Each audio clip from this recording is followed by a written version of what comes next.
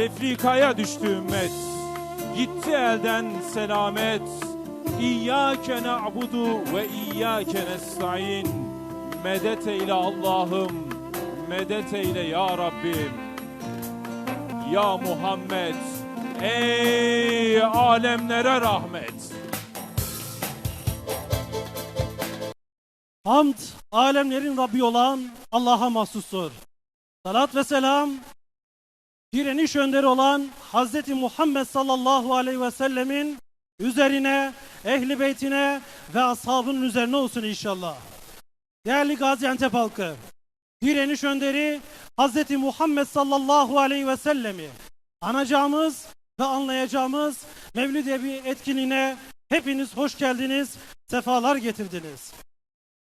Mekke'de müşriklere, Medine'de ise Yahudilere boyun eğmeyen, izzetle direnen ve Müslümanlara her daim cihadı ve mücadeleyi öğreten direniş önderi Hz. Muhammed sallallahu aleyhi ve sellemin takipçilerine selam olsun.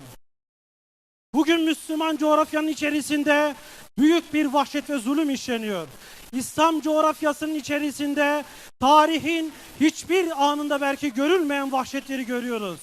Ve maalesef dünyanın ne kadar merhametsiz ve vicdansız olduğunu bizler gözlerimizle yine gördük. Hakikat odur ki bu bir Furkan savaşıdır.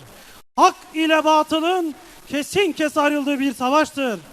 Hamas, İslami Cihat, Gazze halkı ve Mescid-i Aksa direnişi uyuyan ümmeti artık uyandırmıştır.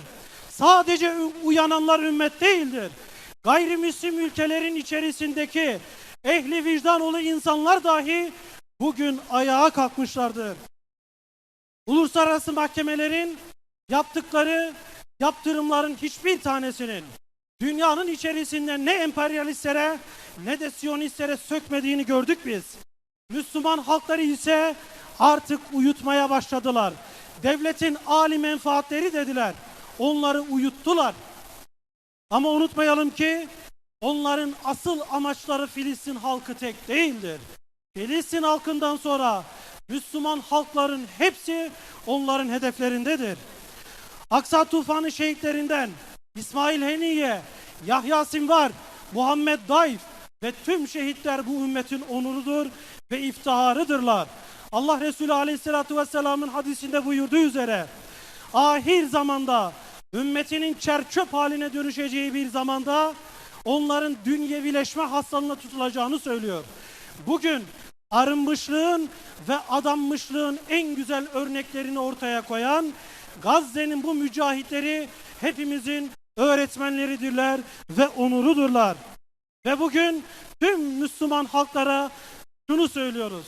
Gelin ey Müslüman halklar, Siyonizme ve emperyalizme, İslam düşmanlarına karşı kim mücadele ediyorsa onların karşısında bulunan yapılara, kişilere, liderlere sahip çıkalım ve arkalarında duralım. Ey Gaziantep halkı, ey peygamber aşığı olan bu halk, unutmayın ki Gazze'nin Müslümanları direndiler ve bizden de direnmemizi istediler. Boykot bir direniştir. Meydanlara çıkmak bir direniştir. Gazze'yi hiçbir zaman ne aklından ne hayatından düşürmeyen, daima bununla yatan kalkan insanlar unutmasın ki bu da bir direniştir. Ve Allah gün gelirse bize de izin verirse cenk meydanında, cihat meydanında Gazze'deki Müslümanlarla omuz omuza cihad edeceğimiz, direneceğimiz gün de yakındır. Direniş umut sevdadır. Ekilen tohumlar kutsaldır. Bahara yeşermek için Şeyh Ahmet Yasin'e verilen sözdür.